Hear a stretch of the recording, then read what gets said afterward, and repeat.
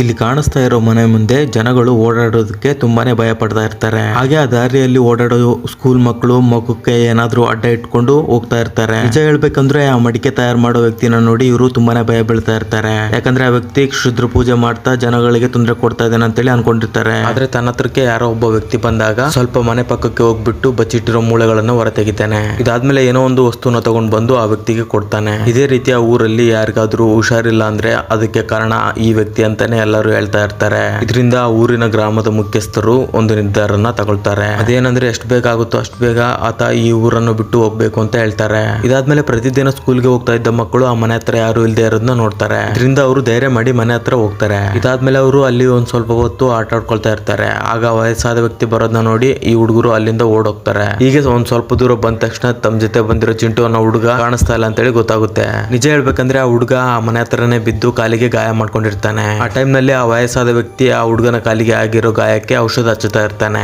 ಈ ರೀತಿ ಇವರಿಬ್ಬರ ಮಧ್ಯೆ ಪರಿಚಯ ಆಗುತ್ತೆ. ಆ ದಿನದಿಂದ ಆ ವಯಸ್ಸಾದ ವ್ಯಕ್ತಿ ಜೊತೆ ತುಂಬಾನೇ ಚೆನ್ನಾಗಿರ್ತಾನೆ. ದಿನ ಏನಾದ್ರೂ ತಿನ್ನೋಕೆ ತಂದು ಕೊಡ್ತಾ ಇರ್ತಾನೆ. ಇದರಿಂದ ಇವರಿಬ್ಬರ ಮಧ್ಯೆ ಸ್ನೇಹ ತುಂಬಾನೇ ಗಟ್ಟಿಯಾಗುತ್ತೆ. ಅದೇ ರೀತಿ ಆ ವಯಸ್ಸಾದ ವ್ಯಕ್ತಿ ಬಚ್ಚಿಟ್ಟಿರೋ ಮೂಳೆಗಳು ಕೇವಲ ಗಿಡಮೂಲಿಕೆಗಳಿಂದ ಮಾಡೋ ಔಷಧಕ್ಕೋಸ್ಕರ ಬಳಸ್ತಾ ಇರ್ತಾನೆ. ಈ ವಿಷಯ ತಿಳಿದೇ ಆ ಊರಿನ ಗ್ರಾಮಸ್ಥರು ಇದನ್ನ ಬಗ್ಗೆ ತಪ್ಪು ತಿಳ್ಕೊಂಡಿರ್ತಾರೆ. ವಿಡಿಯೋ ಇಷ್ಟ ಆದ್ರೆ ಲೈಕ್ ಮಾಡಿ.